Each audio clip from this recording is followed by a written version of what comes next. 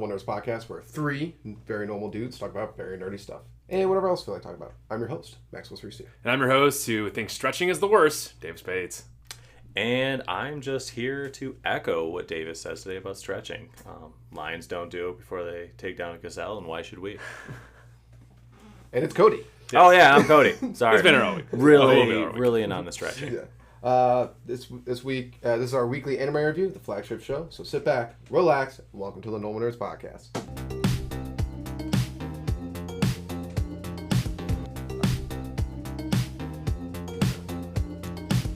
All right, Davis and Cody. Yo. Special guest Cody. He's been here. He's going to be here all week. You'll see Yes. him in a Jeopardy episode later in the week, and you'll also see Davis and Cody talk about Warhammer.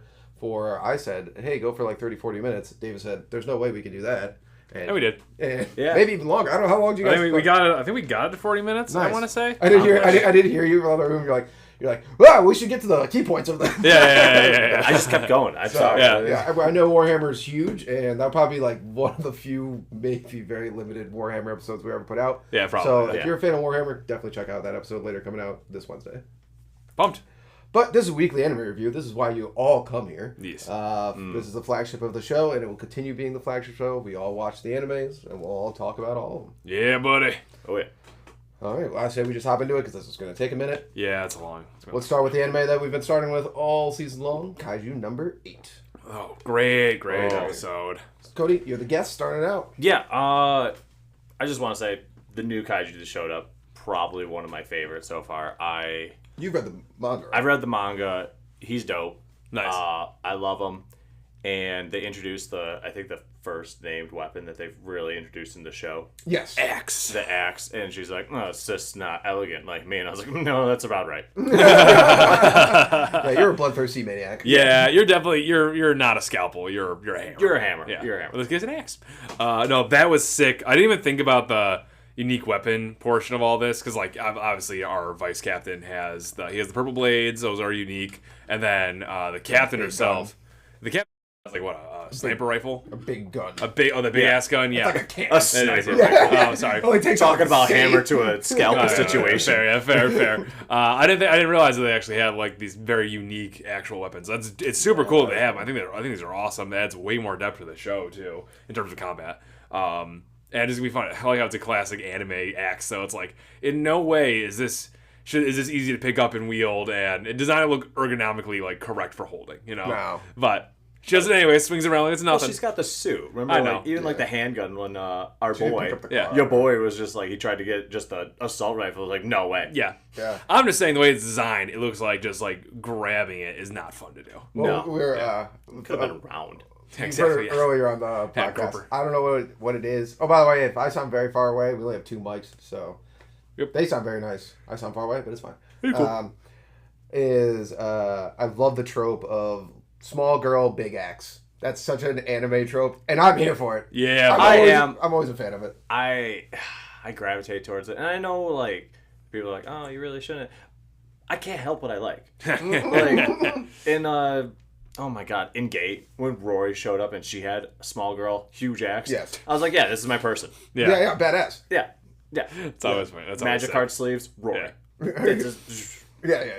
So her coming in and doing that was like awesome. Still, yeah. Some of my favorite parts of those episode though was didn't involve her. It actually involved our main character there, Kafka. Just like he's really showing that like he actually is such a solid member of this defense force because he told them all of the wyverns. I mean, like once again coming in clutch, being able to show like I deserve to be here because now I'd probably just saved a bunch of lives by doing this. And then granted, she just comes in and just starts beating through the front of them, not needing any of this information, but the rest of them needed it. yeah, that's true. and I love it. Really does show like his experience they build it. And to me, I don't want to like apply it to real life too much, but like we have those guys that we have in the office or something like that, and you got your college kids, like the guy.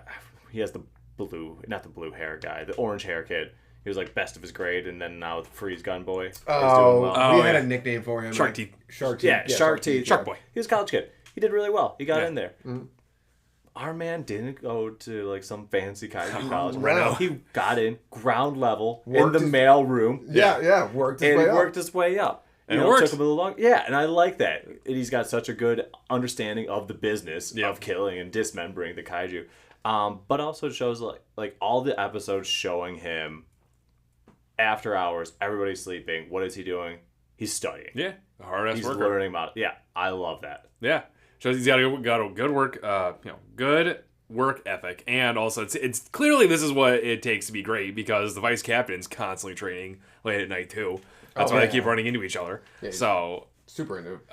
So that fight was great too. I like that because like there's so many times that anime, like we'll have a big power up, and the stuff that got him there, it happened off screen. Yeah, and we're like, oh yeah, and they'll just say like offhandedly, like, oh, I was just training in the woods with a bear or something for a month. It's fine. Yeah, and they're like, oh okay, but it's showing like, hey, these people are actually putting in work. Yeah.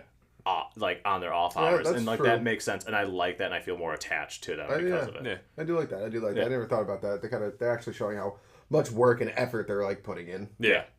Also, how they animated these wyverns laser beam was sick. Yeah, it was so sick. Once again, music on point as always in the show. Them and My Hero this week, they killed it with the music. Yeah, this episode was so good. We didn't even talk about we're not even got to the part where the vice captain's fighting this red. Oh yeah, Dai Kaiju. Thing that came down and was just like, "Are you the strongest?" And then he blocked his, which apparently they all have finger blasting attacks. Because that's what the fungus one had too. But I think he was just flicking so hard. Exactly. It was like a Zoro with a sword. Yeah, it was like an air pressure thing. He passed the test. Oh, yeah, that was nice. Of course he did. I want him to fight our boy so bad. I want him to fight Kafka so bad now. Really, I want Kafka and him to just team up. I mean, yeah, but after a few, that would be kind of cool. After they trade some blows first, though. That would be kind of cool if like he showed up as Kaiju No.8. Yeah, that's what I'm thinking. Yeah, and it turns out Kaiju No.8, and then like the vice captain's like, seems like he's on my side. I'm trying to do his voice. Seems like he's on my side.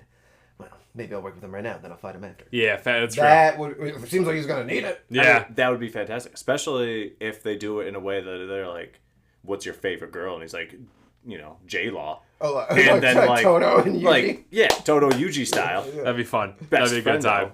Yeah, it would be I don't fun. think that's gonna happen. I don't think but that's it'd be bad. nice. It would be nice. That's the only thing about this show. I'm like, Kafka, turn to a kaiju. Like, do the... Come on, man. You do the thing. Just do the thing. But I do love, like...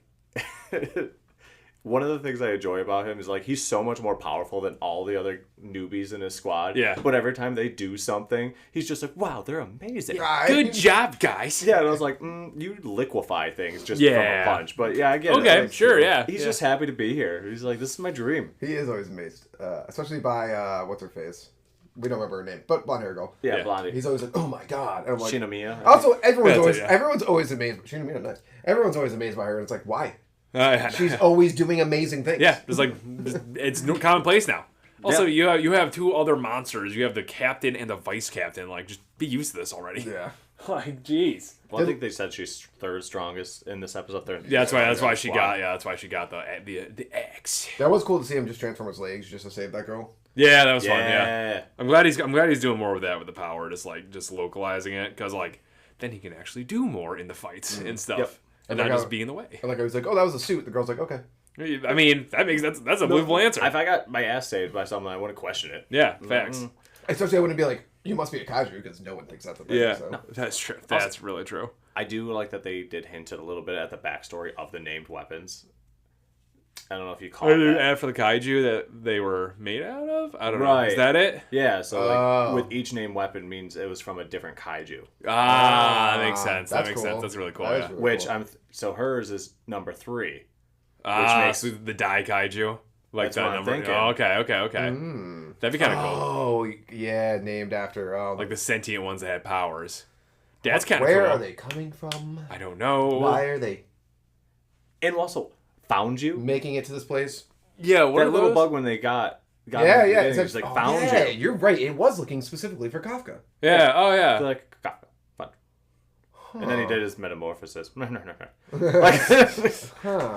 Interesting. Very interesting story. It's very. Why are the sentient ones getting out of control more lately? I know. Yeah.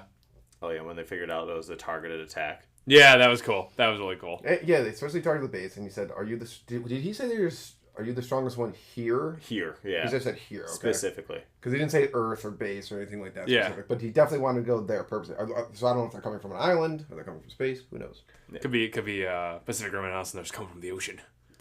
Wherever they come from. They can clearly they can teleport because we saw, or like they have some of them have teleportation abilities because that's what Mushroom Boy did to get away an episode before this one. Did he teleport? He just turned into like dust. He did just turn into like dust. Like he like Thanos out of there. Yeah, he did. Which I'm wondering, like he looks like a mushroom. I call him Mushroom Head. Yeah. That might be a part of his ability. Yeah. He's fair, true. Yeah. So I don't know. Overall, it was design. Because he doesn't seem that strong. No. He seems very strong, but like not as strong as this guy. Yeah. This guy, first of all, animation, incredible. Yep. He seems more anti-personnel as opposed to Kafka is just anti-environment, I guess. Everything. Yeah. He has bigger punch attack, but like the Mushroom Boy just like sort of kills individually, sort of things. Yeah. Overall, this was a cool episode to see the Defense Force in action too. They like. This was a surprise attack, and they pulled it together pretty fast, actually. Like, Reno freezing up the wyverns to help out. One guy coming in from the paradrop. That was hilarious. Thank you for providing that. He's like, yeah, I'm here. I'm just like, why was that a scene? Yeah, it was great, I don't know if you talked about it before, but, like, the mushroom guy clearly is tweaking Kaiju. Yeah, he's making them, yeah. So that's cool. gotta be part of his ability. Also, just real back to that paradrop thing. Yeah. If they were like, guys, we're gonna have a paradrop here, I'd be like, no, I'm good. There's wyvern. Yeah. I don't think in the air. This 1940s parachute is the move. But if their weakness is their backside, not a bad idea. True. Yeah, but I feel like they're at the point. I feel like they have to have like technology where they have like fly suits or something. Or drones. Or drones. Yeah. How about we just make space lasers and be done with this? Yeah. But yeah, very good episode. But let's move on to the next anime. My Hero Academia season 7. It's good. It's good. So good. I was worried. Yeah. I was worried at the start of the episode. I was like, is this going to be a recap? Yeah, you thought it was going to be like filler at first, didn't you? I really did. But then it wasn't. Then it was good. We thought that too. We thought they were just going to go over the plan. Nice and slow. I was fine with that too, with the ramp up they were doing. And then they're like, are you kidding? We're only going to do that for 5 minutes. Yeah. And then we're going to get into it. Let's go. Yeah. And then my favorite character of the entire episode is the copy kid. Yeah. I control everything. Anthony was sick. I'm pulling all the strings. It's like, relax, but keep doing what you're doing, man. And then like shows up again with Sensei's eyes there. That was sweet. Control. I love this kid. What got me about this one too was they got us on that one because we thought they were gonna. We talked about the last episode. We thought they were gonna do the whole like, Aizawa's gonna break through to Kirigiri's old friend, and they're gonna be on his side. They got us with that one by using. I really was hoping for Poltergeist to come back. Yeah, it'd be kind of cool, but whatever. Maybe they still a chance. There's still a chance they can get him out there eventually, but it's not for this fight. Not see that they were gonna use Phantom Teeth at all. Yeah, no, I didn't think about that. We thought they were gonna maybe mind control him or something. Yeah. That's a backup, but Phantom Teeth, I'm glad it was him because he's just like. Also, the mind control kid. What a costume. That was sick. His costume is nice. It's a better version of Aizawa's. Yeah. Like, it's so cool. I love it. I think it's awesome. Dope. I forgot he was like apprentice kind of. Sort of, yeah. I forgot about that. He learned like the little whip thing. Yeah, the insane tape thing he wears. Yeah, that was great. Because he needs his eyes, right? He needs the person to be in sight to like mind control them, right? They have to answer a question. Right? Yeah, I think they do, but I think he does need to be like paying attention to him. Yeah, he does. Because why else would he have to be near them all? Like, remember he was looking at the parents, he was looking at the naval laser. But speaking about like, I mentioned it earlier. He's a voice changer to trick people. Yeah, to get him. He doesn't be focused on them. Yeah. I just don't know if he has to be in a line of sight. But he was another one of those characters I was talking about before. Like, oh no, you're weak. You can't do these things. Oh, by the way, off screen, I'm actually way better now. Yeah, that's true. Yeah, surprise. It's fine. In this case, they needed to do that. We needed they need to level him faster. That was really fun, and I gotta say, I love the plan. Didn't see it coming. I didn't see the plan coming. Great plan. Yep. Tricked me too. They got us good mouse on that. Or whatever creature you are. Aardvark, I don't know. Oh, the principal. The principal. Yeah, whatever that guy. Yeah. I don't know what he is. Now that I think about it. He looks like a character from like Arthur. Yeah. Arthur's an aardvark, so there you maybe. go. There you go. For sure, maybe. Yeah. This was an amazing plan. I thought it was. I don't know. I love the idea of it, especially since they figured out that All for One's teleport ability was just a shittier version of Kirigiri. So it's like, we got you there, and then Like, I mean, like, in All for One's been talking about this. Like, this has been his game plan the entire time. Like, he talked about all of his friends that All Might put away, and then he broke out all these people from the prisons and all this stuff. Yep. So his whole idea was numbers, and then they split it up into amazing pairings, by the way. These next fights are going to be so sick. They're going to be great. Yeah. Except. Yeah. I did not expect that, but I am... Okay, I've just been torn. And it might be a reflection on my personality and my choices in life, which aren't always good. But I'm kind of down with the one girl. She's a little crazy. She's quirky. Oh, yeah. Toga, you were Toga. like... Oh, like, God. I like her a lot. Oh, I was my like, goodness. Yeah, I like quirky. her. She's a serial killer. Yeah. We've all done bad things. What's a little death? I mean, I will say this: there are times I actually, she did kill the old lady. Yeah. She actually. Do you remember when she clicked her thing and she floated everyone up using gravity and then dropped them all to their death in front of gravity to be like, look at me, use your ability to freaking kill a bunch of people. Anyways, also you could do this to gravity. I know, but like, could took care of some villains. One thing I do enjoy is I don't know what it is. I always love when. We actually were just talking about like One Piece. Surprisingly, One Piece has already come up earlier in this conversation. Yeah. Is that anytime a character respects Luffy, we're always like, all right, villain, you're pretty cool. I'm also on that when like an enemy is like in love with the main character because she loves Deku. Yeah. Oh yeah. Yeah, and I'm like, all right, this is funny, but you should be in prison. Yeah, but your gravity is also like, maybe there's some things we could do. Like, she should probably be in prison, but once she's there, then we give her therapy. Yeah. Well, that's what we were talking about. That is actually, I really like that conversation Deku and Gravity had because they don't really have it in shows a lot. Showing how they're like actual true heroes was that they were like, oh, like we feel for these people and Shigaraki, there's a boy inside of him, blah blah blah. But they like didn't do that thing. They're like, so let's just help them. They're like, let's stop them. Yeah. And like still maybe like try to rehabilitate them, but like their main goal is like we have to stop them, and that's what I like. Instead of trying to give them like. They're actually really good people. Because that's like the new thing nowadays. Like the acolyte being like, what's the good and bad in Star Wars? It's like, why can't villains just be villains sometimes? Pretty clear. Yeah. Like everyone else understands that. Yeah. The showrunners don't, but whatever. Like All for One is just evil. Yeah. And I love that. Like he has no redeeming qualities. Like no, he's a bad guy. And so And who's he paired up against right now? Endeavor, Hawks. Hawks, yep. Yeah, okay, nice. Yeah, Hawks coming in with the swords. Guess they don't work. Whoop. It was Endeavor Hawks.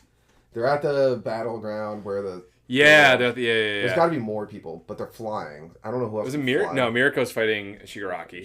Yep. No. With Bakugo. Best Genius. Nagari, whatever. The Spiral Girl. Yeah, her actual name is her hero name. Nagari-chan is her hero name, which Dumb. Could have been more creative with that one. The combos they did with that though was cool when they were like when she redirected a shot that missed. Yeah, that was pretty awesome. That was obviously I'm like, this is very fair. It's a great move on them. Like they tossed the main body of All for One out into this open field where he's away from people, blah blah blah. But then they pull out all the stops for Shigaraki, who they see as the real problem, and that's fair. That's really fair. They put him in loaded down with some nasty quirks. Yeah.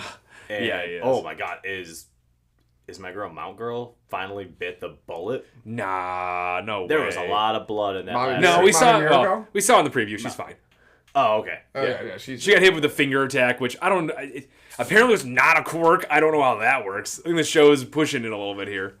No, remember? I think it's one quirk at a time. Yeah, he can only stop one quirk at a time. Eraserhead. Oh. He can't stop all of them. He can only break one of his quirks. Remember that because they stopped his regeneration quirk in the last one. Yeah. No, it's destruction quirk. They stopped his destruction quirk because he can still regenerate and stuff. Okay. They just stopped his destruction quirk. Okay, that makes sense. God, I wanted Stars and Stripes. Star Stripe. Star and Stripe. Yeah, I wanted her to just murder him. That'd been nice. I wanted the quirk to do more damage than it did. Like it already did a lot of damage inside of it. It wrecked him pretty badly. Yes, I wanted it to take out some really serious quirks. I wanted him to come into this with 3 quirks. Yeah, the finger thing. I don't know what happened or where he got it from, but I hate why? it. I hate it. It's so gross and I awful. hate it. I said this like 2 episodes ago when he was like, or an episode ago when he was like, yeah, when they tease the finger quirk, and I'm like, I don't ever want to see that. I don't ever need to see that in action. Don't use it, and then they use it immediately. It's like, great, cool. Gross. That prison is sick though. I was about to say, anime is classic for over explaining things. Oh my god. But when they were going every detail talking about the prison, I was like, yeah. What a plan. Again, the aardvark. Strong. He is a genius. And my girl. The inventor. No, the inventor girl. Oh yeah, she's always the shit. I was really happy when they pulled out when they talked about with her babies. Yeah, and the flying stuff because when they teased the flying defenses a couple episodes ago, and I like mentioned it was like that sounds really cool. I really want to see those, but now they're leaving UA and I can't see those. But instead they just use them here. It's like all right, nice. And I like how they had Grady making a bunch of stuff for it. The cement guy making a bunch of stuff for it, and then they had the electric crew lighting stuff up, which was awesome. Just big batteries. That was so funny. Only thing he's good for. Yeah, just a battery. Yeah. Did they at one point make fun of him just being a battery? I think he did it in an episode where he had to charge a bunch of stuff. Yeah, probably. Yeah. Oh my goodness. So, Best Genius. Like I remember me and him, like Davidson and I, if you're listening to the podcast, I remember early on the show we're like, Best Genius is so stupid. Best Genius is so stupid. And obviously last season we're like, Best Genius is so cool. I know. They really made some characters look awesome in this. And still, our grape is useless. Grape juice. How is he? Where even is he right now? About this all the time. Makes no. How is he Class A? But Phantom Thief is not. Yep. The mind control guy is not. He's not. Yep. Even the plant girl. Oh yeah, was she Class B? Yeah. Yeah. Yeah. She was wrecking people in the Wasn't it because like she's like a pacifist or something? Something like that. Something like that. And I imagine Phantom Thief didn't get in because he is nuts, but he needed other people to activate his quirk. And in that robot selection exam, like you're kind of like, there's people around, but it's you gotta think you have to go touch someone, you can't mind control figure a out the robot. quirk. That too, yeah. Okay, that's how Grape Judge said it. He stuck them so much that it slowed them down and stopped a bunch of robots. He got enough points alone. Yeah, but like. Yeah, I know. There should have been an exception. There should have been like a. Nah. You're wearing a diaper, dude. I know. Such a stupid thing. He's an HR disaster. Oh, he goes. Yeah. I wonder where he is. I don't know. We're also very surprised. Probably prison soon. We're also very surprised. Once he gets past that minor tag, yeah. I didn't realize All for One was going to be bringing out so many randos. Because like we were like, oh, it makes sense that Class 1A is not there. Except for like Todoroki and like Bakugo. But like the rest of them were like, you guys probably can't really want to. And because they pulled out real heroes like Mirako, Endeavor, stuff like that. And then all of a sudden all Class 1A came out. I was like, okay, well, everyone's here. Yep. Yeah, everyone just showed up. Thank God the guy with the towels here. Victory within our grasp. Oh yeah, another non-one. It makes sense though for the that's why he made it though. Yes, So, but Todoroki versus Dabi. That's gonna be a great fight. It's gonna be so good. Dabi's new outfit is awesome. Oh, the white? It's just white, and it's amazing. So clean. Todoroki, how did your brother, a villain, get a new outfit before you did? You are just wearing the UA uniform. Wear a superhero outfit. It's just gym clothes. With wristbands. That's the type of personality he is. I know. But get a hero name and get an outfit. He had a cool outfit in season 1, and I know they had to change it up because he can't have his body in ice anymore. Those are the only clothes he wears. Even when he's not in school, he's like, I don't know, this still works. That's pretty much it. Yeah. Oh my goodness, so stupid. He's like.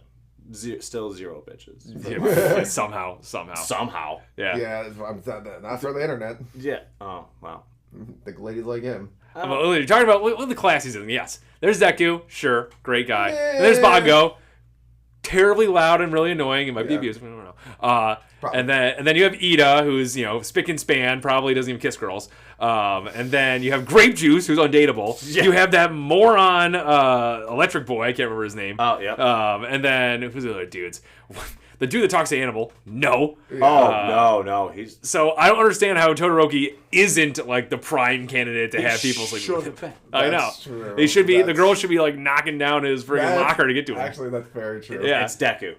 Deku is the one. Yeah, I know. He's the most normal. I know. Yeah, no, it is for that. You even have Naval Laser, who's just too ridiculous to name. That's true. And then everyone else is just like freaks. Yeah, like exactly. The Shadow Hawk guy, like, I mean, come on. You're dating a bird. You're dating a bird. No, he's cool, but you're into furries then. You're dating a bird guy. But in that world, that's probably like... Also, he's always got the alter ego with him at all times. Like, I know! And he doesn't Why is the control Shadow it. alive? That's Like, really weird to me. It is alive, and like it sometimes will sneak out. So can you imagine just like chilling there? You're sealing the deal. Shadow comes out. It's like nice. Like, tag in. Like, nah. Yeah, no, honestly, except for like... This has gone south. Yeah, this goes south, but now we're talking about it. Except for like the trio of Aizawa, Present Mike, and whatever their friend's name was again. Those guys looked like classic like anime main character. Yeah, like, where was their story? Attractive guys. And then whatever is going on in this UA, it's like most of the guys look like look at a million. I know. Like, he looks like a cartoon character. He does. Yeah, he does. Like, so it's freaking Ness, but grown up. Or no, Lucas is funny. Whoever is the artist for My Hero is just like, I'm going to make all the guys look really weird, except for maybe Todoroki, and then every single girl is going to look friggin' crazy hot. Yep. Oh, even the invisible one? I the know! laser bounces off her is like, oh, okay, I see you, invisible girl. I know. Well, yeah, every girl. Not just that, she's built like the ant from, what is it, Hero number 8 or Big Hero 6 or whatever? Oh, yeah. I never watched it. Oh. Yeah, yes, yeah. Yeah. She's not bad. I would say, yeah, My Hero is one of those shows where they're just like, we're not going to draw these high schoolers any different than the adults. They're not kids. Yeah. But we should probably talk about the separation of fights, awesome. Can't wait. We're going to move on. All right. Ever since season 6, episode 1, they have not taken their foot off the pedal. Yep. So let's move on to the next anime, Demon Slayer Arc. The Hashira training arc. Yeah. A better episode than last week. Like, just, in my opinion. So we crapped on last week's episode because the pay playing thing was annoying. They're wasting time. They're still wasting time, 100%, because, like, how short the season is. But I actually enjoyed this episode a lot. Oh, yeah. Yeah. I was going to say, before we get to it, just so you know what we're talking about, is like, this is exactly pretty much every episode this season, minus the last one with paper airplanes, we talk about, we like them. Yes. They are good episodes. They're great episodes. For an anime that hopefully would have been 13 episodes. But this is 8 episodes. Yeah. So we'll talk about this episode. You've heard enough about yeah, we've played about that. We've played about this enough. Let's talk about this episode. This episode was great. This was awesome. It was so much fun. I love that they only did the Love Hashira for like 2 seconds because like other than this, like what she didn't teach them how to be super strong, she can't do that. No. And then I just want to cut you off there for a second. I just want to say they always do the Love Hashira dirty. Yeah. We had an entire episode with the other kid who we had a super long backstory for last season. Yeah, it's true. Yeah. And when he like talked to Tanjiro, and we had like 10 minutes of them from paper airplanes. Yeah. And then they get to the Love Hashira and they're like, she's getting the pancakes and flexibility. That is true. They always do her dirty. They did do her because her main point, I feel like, in this episode was to make the Snake Hashira upset. Yeah. Which was a comedy gold. Oh, was it? Absolutely. Mm-hmm. Loved it. Every second of it. That was an interesting training arc too. Like it was, yeah. Them going through those poor, but I feel really bad because that training was all just for Tanjiro, nobody else. Those poor kids. They did not go there to learn anything. Also, when they go to jump in the hot bath or whatever, and they're all like, "Oh, it's gonna hurt our wounds," I'm like, "Where'd you get those wounds from?" What were you guys doing? They got them from Tanjiro. Yeah, they really, is that what happened? Yeah, okay. Where else? Oh yeah, that's true. That's true. That's a good point. Tanjiro hitting them. Yeah. Yeah. Whoops! Oopsie! Oopsie! Oh darn! That was pretty good. But overall, that was a very actually interesting. Actually, like one of the few trainings that we've seen that actually had some like skill based test in it. Yeah. Because like the mist one was sort of nothing, and then the Sound Hashiras was just Sound Hashiras was just like muscle training and all that stuff. Calisthenics, yeah. And the Mist Hashiras, they really didn't do much there either. It just remember to keep fighting well. This one was actually a test, which was, and Love Hashira's was just ballet and flexibility. Which I will say right now, I think the Mist Hashira's training has been the worst one. I agree. Like, if you actually look at like effect. Mm-hmm. Yeah, I agree. Love Hashira's is actually, they didn't go deep. That's actually very good training. Yeah, and it was hilarious. Yeah. It was hilarious too. Yeah. Oh, Tanjiro the entire time with his leotard on. Oh yeah, it's like loving it. I do think my favorite scene this episode was when they're stretching out there and she's like, "Oh, you're doing it wrong. Let me show you." And the Demon Slayer kid's like, "Oh, this pretty girl's touching me." And then she just absolutely makes him do a split. And it's like, and even Tanjiro's like, "Oh, ow." I would say the best part of this episode for me was the Wind Hashira being like, I don't recognize you. And Tanjiro with the smiles like, that's okay, because I don't recognize you either. You stabbed my sister. I know. Like, just seriously, the smile, like, it was nothing. I loved it. And I was like, ooh. That was good. God, they're bringing the trio back finally. Once again, like, the second Zenitsu got right back in the show, it just, like, it ups it a level. It really does. And then he comes out and he's like, just pretend we passed out. And like the entire crew. He's got the whole crew. Exactly. He's got the entire crew playing dead right now. I love when, Tanjiro's defending Genyu or whatever, and he's like, Zenitsu, take Genyu and get him out of here. He's like, why are you saying my name? And Tanjiro's just winking. That's not any better. That was a sweet fight, though. That was like a little rematch between the Wind Hashira and Tanjiro. And now I just want to know what's going on with the Wind Hashira. Yeah. Like, so eating demons is... I can't remember how much... I can't remember the backstory specifically. He becomes like, he gets that power from like the Swordsman Village arc when he eats the demons. Yeah. No, but I remember like their backstory specifically. Their mom was killed by a demon. Their mom was the demon. And Genyu and killed their siblings. And Genyu killed her. No, the brother killed it. And then the Genyu said like some mean things to the brother because he was a kid and he was upset. Yeah. And then... So that's why he's like, you're no longer my little brother? I think so. No, I think he's trying to get him just to get out of the demon slayer. I think he's trying to it's one of those situations. I'm getting that like the Sasuke and Itachi vibes like hard. So the Wind Hashira is going to kill everyone. Commit genocide, but we're all going to forgive him anyways. Yeah. He's just a good boy that did nothing wrong.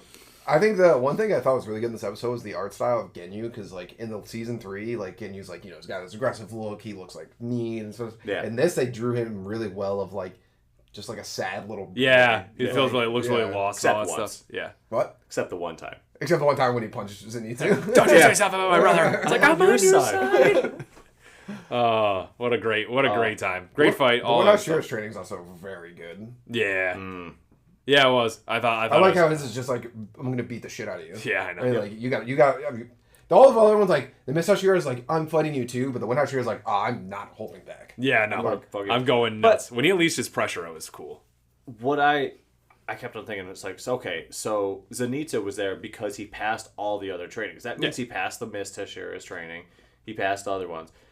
And our Boar boy, he must have passed the Wind Hashira's training to get to the final one. Yeah. So, like, Boar guy's doing pretty well. Oh, yeah. So, best of the three? Tanjiro got there late. Who is but I do love the strongest of the three, or who is the favorite of the three? Yeah, it's Flicker for a second. Strongest of the three, or the favorite of the three? I'm gonna go strongest. I don't know about strongest. I don't know. It is the mountain god. I don't know if you've ever heard. He can move his organs around. I mean, that's pretty. Tanjiro can do that right now. Strongest. Yeah, can Tanjiro do that? I don't think so. Also, some of his first words were some of Nezuko's first words were his name. That's true. That's true. That was great. You don't forget somebody that's not an absolute Chad. He is the best. I'm so glad he's back. Yeah, like we always say he's our favorite character in the show. Oh my god. One thing I want to say too is wait, what the hell is that? I just lost my mind because I'm thinking too much about Inosuke. I did like how the Wind Hashira's like his little fight with Tanjiro, like it wasn't in any way training. In fact, it was so bad that they had to like split the two up. Like Tanjiro didn't finish the training. It was just a brawl. It was, yeah. And then higher ups were like, no, go away from the Wind. You two cannot play together anymore. Stay away. And the fact that Tanjiro lasted until dusk. They clearly started around noon. The way that beating the shit out of each other. Yeah. So also Tanjiro being able to last in a brawl. He's at Hashira level. I do love though that they showed like all the other demon slayers like no, like just trying to stop it, and the Wind Hashira's like punching them while like. All I'm saying is, good thing Inosuke wasn't there. I guess you're right. Zenitsu's not going to do jack shit except run away. This is what I want to say is, God, the Inosuke thing keeps throwing off. I keep wanting to say, this is it. Whoever draws the manga makes a show, they love drawing Tanjiro just absolutely beat to shit. Yeah, that's their favorite thing. It's their favorite thing, yeah. His whole body was all bruised. Not looking good. He bruised every knuckle on his hand. Yep. No, that was great. I can't wait for this next training because the next episode is called The Strongest Hashira or something Strongest of the Demon Slayer, and he's just sitting on fire. Mm-hmm. If you just don't think the fire's hot, it's not. It's like, are you what the I'm excited to see. I'm really excited to see what you do. The Stone Hashira is one of those Hashira. When they first introduced Hashira, I was like, look at that guy. I'm like, what do you do? Yeah, I still don't. But he's got to be strong enough that he's getting Inosuke to 1, sit still, and 2, recite Buddha. I didn't even That's a good point. think of that. Yeah, he's got to be so strong that he's getting that kid to do work. Yeah. Zenitsu's going to... Oh, I'm so glad the trio's back. I wonder if he knows he's going to do really well at this task, just like being stubborn enough to believe the fire is not hot or something like that, you know? So we'll see. Oh, God. It's funny that this arc is like they're really into calling him Kamado. Yeah. It's like they're super into it in this arc. I don't know. Well, probably because that's his more formal name, so they're not going to refer to him by his, like, given name. Yeah, that makes sense. That's fine. Did love when Zenitsu woke up and he's like screaming at him, like, "Why did you do this, you idiot? You idiot! Why did you bring me back here?" He lizard snaked away. Escaped. I love though in Swordsman Village when it just cut to him for a second. He's just in the snow and they're like trying to pull him away. He's like, "Nosuke, Tanjiro, Nezuka, help me!" Love that guy. Nice. God, I was telling you guys before, like I saw a person on the street with a tattoo of Zenitsu on her ankle, and I was just like, oh man, I want to ask her about Demon Slayer, but then I was like, no. Yeah, I will say it's a trap. Yeah. For someone that has a, are you saying because she's super weird? No, she was put together well. She looks like you're a married man. I will. Yeah. Okay, that's true. You're a married man. For our sake, for my sake, because I'm the only one who's single.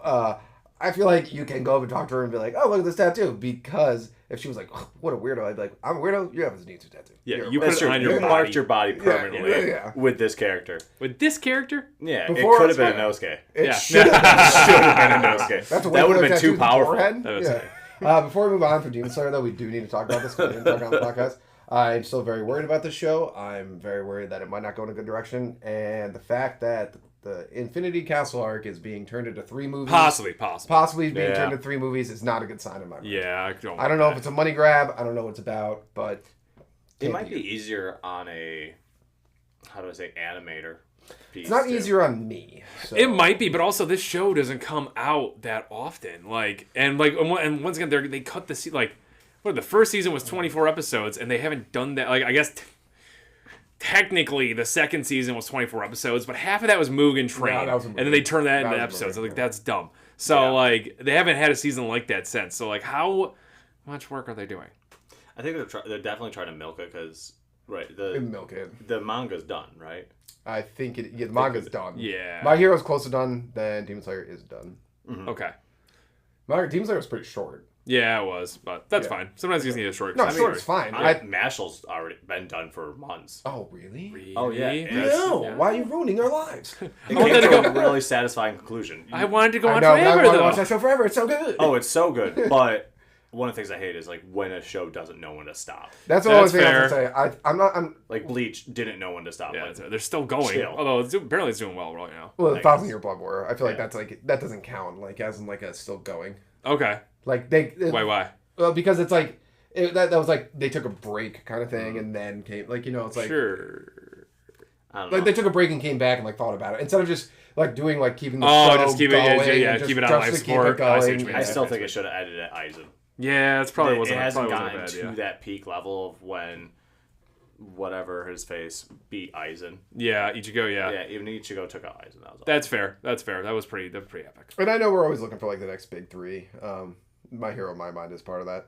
Yeah, right now. But we don't always need shows to last forever. Yeah, that's true. Yeah. Like we don't. Like honestly, like Jujutsu Kaisen is like a good example. If Jujutsu Kaisen, I would hate this, but if it had like 3 more seasons, I'd be like, and that was it. I'd be like, that was amazing. Yeah, nice and concise. Fullmetal did that. Yeah, Fullmetal did that. Actually, I think Jujutsu Kaisen is set up to be like that. Code Geass did that too. Code Geass did that. Yeah, nice and concise. Very good. So there. But let's move on to the 4th anime because we're probably going to talk about this. What are we pushing right now? We're almost 40 minutes already. And we're still going to talk about One Piece, which usually takes us about 20. But that's fine. And this episode of this show is going to take us a while too. Let's move on to Delicious in Dungeon. Oh, amazing! I know, so good, God, this episode so good. The show is amazing. It is. Again, Laios just knows so much. Like his his background and his knowledge of monsters, fantastic. Laios owned the show this episode, for sure. The moment... Yeah, he definitely did. I don't know. After he had Senji's backstory. Yeah, I was like, Senji as an elf. Oh my god. Stole the show. Oh my god. How did he not? Why don't you carry this? Yeah. Oh, they're just too heavy. It like throws his hair back. No. Here's my super sad dwarf backstory. It's like, oh, it's super sad. You're scared of griffins. Well, we got some griffin meat. You want to eat it? It's like, that was hilarious. Yeah, you and going through all that, and then when they got turned, I don't know. It could be hippogriff, and then he's like, well, let's turn it into hippogriff. Marisol's like, why? No, that could have been. We would never know. Yeah, I know. Yeah, I love that. Like, there's a ray of hope at the end of the tunnel. Yeah.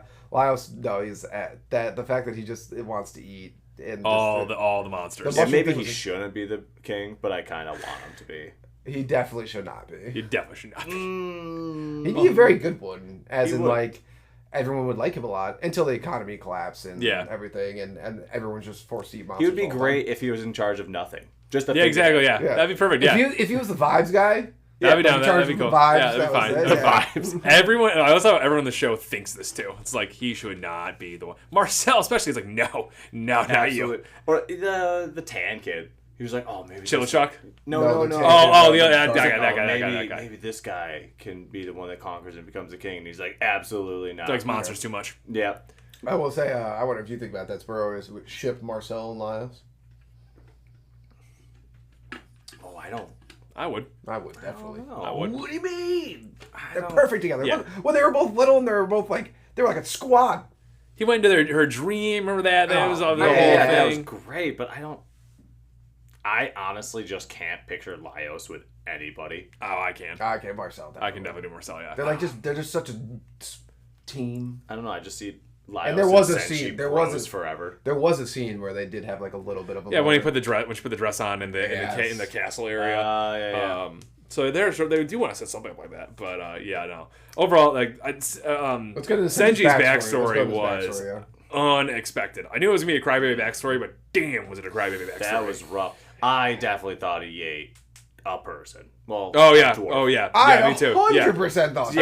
That's what leading you to think. Yeah, I know. I thought I literally Denmark, and they left the pickaxe there. And like what I like most about it though is that like you definitely think he ate a person and all that stuff, but like just I don't know the way the show is set up, like everything that's happened up to this point, it's like maybe he ate a person, like because they've been showing the development of the dungeon, the way it moves around, and with the workers that eat all the debris and all that stuff. Like it makes sense there'd be no bodies left to do anything like this. So I just the show just does a really good job of leaning on the past content and knowledge of the dungeon to really like flesh out a story something like this. But yeah, I thought he ate it, dude, for sure. Oh, Yep. I will say one thing about the backstory that I loved the guy he got the helmet from. Obviously, we knew that guy was going to. Great leader. Great leader. He should have been in charge. To an extent. When the guy's like, why are you giving him more of the food than everyone else? I would have been like, I'm with this guy. I know he's a young kid and we got to the future of children. Why don't we just split the food evenly so we all live? Yeah, I could see that. We don't need to give more people more food. Yeah. If anything, he's young. All right. He has more vitality. Let me ask you this. The guy that was with Sanji, he sacrificed his leg. We're going to say he should have been let's just split the food with Sanji. The owner of the restaurant. Yeah, his dad, essentially. His de facto dad. Oh, damn, you got me on that one. Yeah. That was super Cut his leg off. That was super epic and awesome. Yeah. All right. I will set back on this one just because that's a great Fair enough. I can't argue that one because that's really cool. That's really cool. Yeah. He was a great leader. Thought of his people. Yeah. Yeah. So that was a fun thing to see. Yeah, I agree with that. I liked how we got the backstory of why he knows the orcs so well and all that stuff. Still, where did he get the pot? They had it there. Yeah. He got it off of them. The dwarves brought it in. I didn't even see the pot. It was on the floor at the end. When he leaves the room, it's on the floor with the helmet and the pickaxe. I don't know why they had that pot. Maybe originally it was a shield. I think it probably was a shield. I saw the shield. I think that's what the pot is. I think it originally was a shield. He said he changed it up too, I think. Yeah. Oh, yeah, and he turned it into a pot. Yeah, because remember when they found out what the material was and the dwarf girl. Yeah, the dwarf girl was like, "What? It's a pot right now?" It's like, "Yeah, I needed a pot." It's mithril, adamantium, vibrate. It's in his kitchen. Some weird too. blend. Yeah, exactly. Yeah. Knife. Oh yeah, that probably was a regular knife too. Yeah. At first, I do love Just like what I really liked, and this is just someone who lifts and looks like lifting videos all the time. I love when they lost all their weight. Obviously, you lose muscle too, but since dwarves are pretty like strong, jacked enough, when they lost a lot of their fat, it just defined them more. Yeah, that was but they still looked meek. I thought that was really cool. Yeah, kind of gaunt. Yeah, Fun way to do it all. Yeah. Oh man, poor guy though. Like, do you think you're so sad about all your friends dying and possibly eating a person that you just never want to go home again? So you live in a dungeon. Like that's that's pretty rough for him. But also like realistically, he was only there 10 years in that dungeon, so it sounds like that's kind of nothing for a dwarf. Not to go like too far. I know we're going back into the episode a little further, but Chill Chuck as a tall man, so you can actually see how old he is. And, I know that was sweet. A reference, and I was like, oh yeah. I can see why he's got like a wife and kid. Like that's the age. Yeah, that makes sense. The 5 o'clock shadow. Mm-hmm. I might as well get into that. Those dorks walking through a changeling circle right after this whole thing. I loved how I really enjoyed how just minus the kobold, it just swapped their race essentially between the four of them. Essentially, it was like, and they made her a dog. That was so funny. Now the whole sequence of chucking the bell. Oh yeah, because she's a dog. Hey, here's the bell. Go find the bell. I did like when they just wake up. While I was speaking dwarf, I was like, and it's one of those things. You're like, I can't wait to see what everyone is. Mm-hmm. And then Marcel being like a half foot. That was whatever. And then Cholchuk as a human. You're like, but man, we'll get into this. Sanji. Sanji. God. When Sanji wakes up and he is just an elf and he's just like, they kept those roses around him. The entire time. He wasn't even like. And everybody was like upset at what they become. But like Senshi is just living it. What was his line? Is having longer ears really that big of an issue? Yeah. I love how his like everyone's personalities changed like a little bit. Mm-hmm. His just went full on elf. Full elf. That would make sense. Smug. Yeah. Elves, smug. So elves smug. would just smug it up like you just like right when you come and you're just smug, except for Marcel, obviously. Even when he had to jump that gap, that made him look elegant doing it. Yeah. Oh yeah. Just every answer. Where's it's too heavy. I did like also in this episode they brought up like, well, you have like an in with the elves, Marcel. Like your mother was a mage, court mage. Yeah, and she was like, well.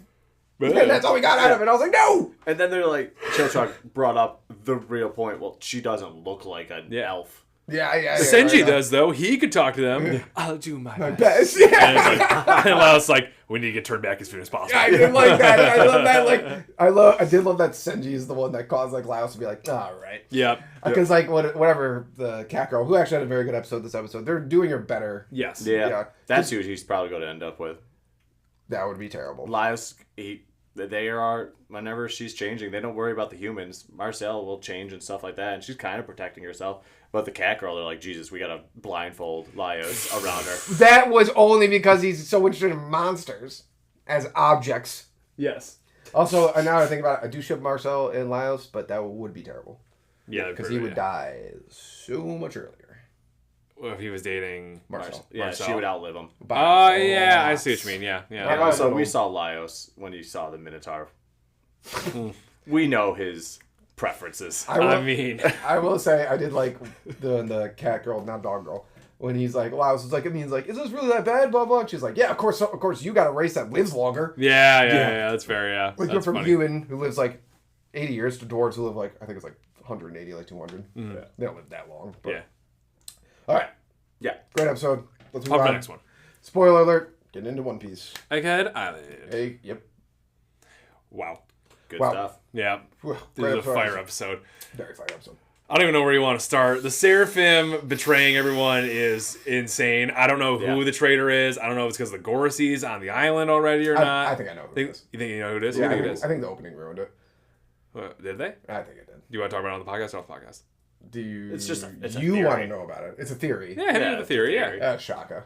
You think it's Shaka? There's a scene in the opening where Shaka is like looks and like turns, and it's kind of like dark, and all these hands prints on the wall, on like a glass wall. Or I see. Interesting. Okay. And then I didn't know what that meant, and I was like, interesting. This episode. And then this episode, we found out there's a bunch of CP0 people put in, and Vegapunk Stella is put in there, and he's like, I didn't know this was going on in my island, so I think it's Shaka. Okay. And you actually pointed it out, and I didn't even notice it. Is this might add to my theory is when Shaka is like talking to the Seraphim and he walks closer. Yeah. And I did think that was really weird. He like gets close. Like it seems like Shaka's not scared of them at all. Yeah, that's a good Even point. though he knows they're like everyone knows they're not under control. Yeah, that's a good point. I don't think about that. Does look cool. Why is he working with He's Revolutionary? got that Daft Punk vibe. Yeah, Shaka's the. I know. We have decided Edison was our favorite, but because he's just absolutely freaking hilarious. Yeah. But Shaka's the coolest one. He is the coolest one.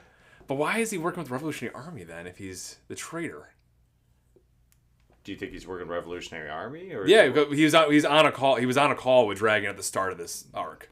Yeah, but that doesn't necessarily mean he's working with them. Yeah, look at Stussy. She was with CP0 forever. I guess that's very true. Yeah, I guess it's very true. And like the one thing, including Lilith, Edison, York, and all of them, but York doesn't seem it, but like they're all incredibly smart. Shaka's like a genius. And Shaka could put together that Luffy and Dragon are related. Well, it's in the newspaper. Yeah. That makes sense, yeah. All right, fair enough. I'm just saying there's the scene in the opening where unless they're... I mean, it's a One Piece opening. They don't give a shit about spoilers. Where he's turning slowly towards the camera and it's like all dark and it shows all the hands like behind him. So I was like, I wonder what that's about. I can see it being a thing. So at first I was kind of thinking it was like Vegapunk for a second. Yeah, me too. Yeah. And then he was chained up. So Stella is chained up. That ruined my theory. I thought it was him too. I love how smug the Boa Hancock Seraphim is. She's amazing. Yeah. She's got to meet Luffy. I know. I know. I want it so bad.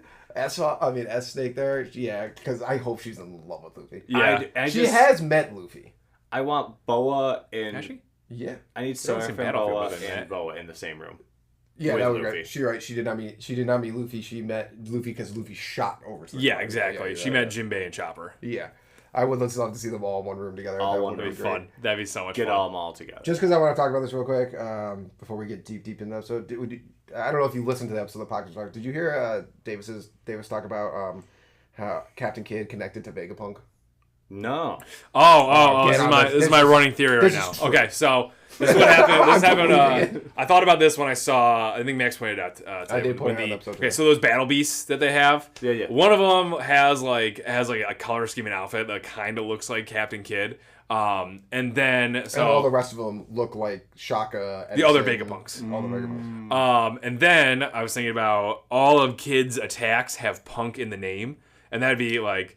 And then on top of all that, I was rewatching because I rewatch this clip almost every day. The scene where he does Damned Punk and they're defeating Big Mom. Yeah. When he puts it all together and it goes by, like it pans across the gun. There's a 7 on there, as in like the 7th Vegapunk, because there's 6 of them right now, I think. There's 6 satellites. Yeah, 6 satellites. So he could be the 7th satellite. And so that's my running theory of Captain Kidd is, if not a Vegapunk, connected to the island somehow. That's really good. Yeah, that's my running one. What I'm thinking... okay, so you should go back and watch that episode when he says this thing. Because at first I was like, I don't know. And then I was like... And as he goes on, I was like, wait a minute. Because I always thought, and I think most people think this, punk is like... Punk rock. Yeah.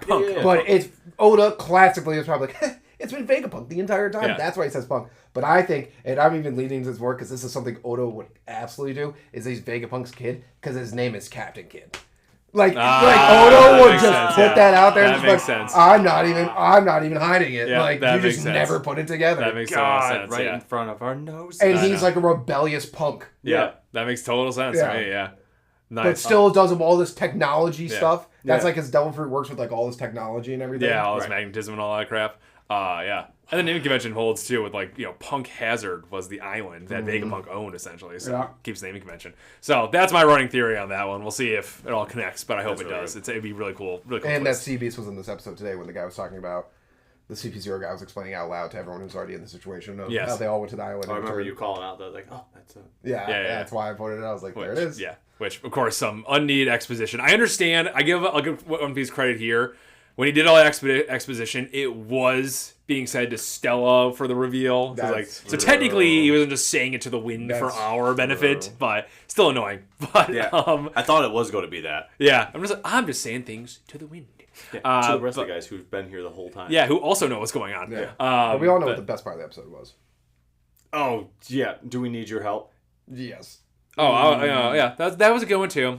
I enjoyed the tasteful crotch shot personally. I was gonna touch. That freaky crotch shot was what that was. I know we watch a lot of anime, so everyone's probably like, I mean, they're always giving like boobs and butt shots of girls all day, but like Davis made us pause for an uncomfortable amount of time for that shot. Yes, we rewound it a few times. But that was like I had to see the veins. Aggressive crotch shot. It was all in there. Yeah, from the biggest member too. But no, yeah, the disgust scene was by far one of the best moments. I remember watching it right when Rob Lucci and got so mad. Giraffe Guy were like, we'll help you, blah blah. I was like, screw this. Oh, I was so annoyed. I was like, they're the worst. Yeah. I was like, Bleh. And then it cuts to Luffy and Zoro with a disgust face. I was like, oh, they feel exactly how they I hate feel. this. Perfect. Yeah, yes. they hate these people.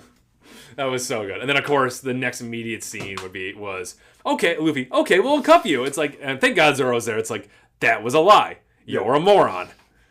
Go to do this thing again. Why do you even need them? They don't. They're useless. They're useless. Yeah, Zoro guy and turns into a Luffy can giraffe. body these. Yeah. Oh my god. He hates the giraffe fruit. He hates it. It's like the least favorite devil fruit. It's the dumbest devil fruit. And even its awakened form sucked.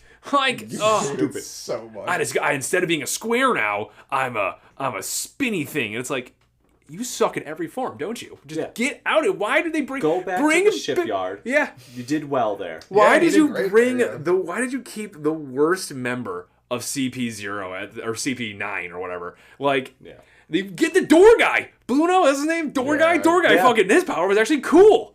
Yeah, why is he not with them? I don't know. I think there's cover art explaining it, but I don't know. He got beat down pretty hard. Yeah, he did. Yeah, he did. So did all the other ones. So did Giraffe Boy. Yeah. What if his attack to turn to a square? It's the worst. I would say that was one of the best twists of all time in One Piece.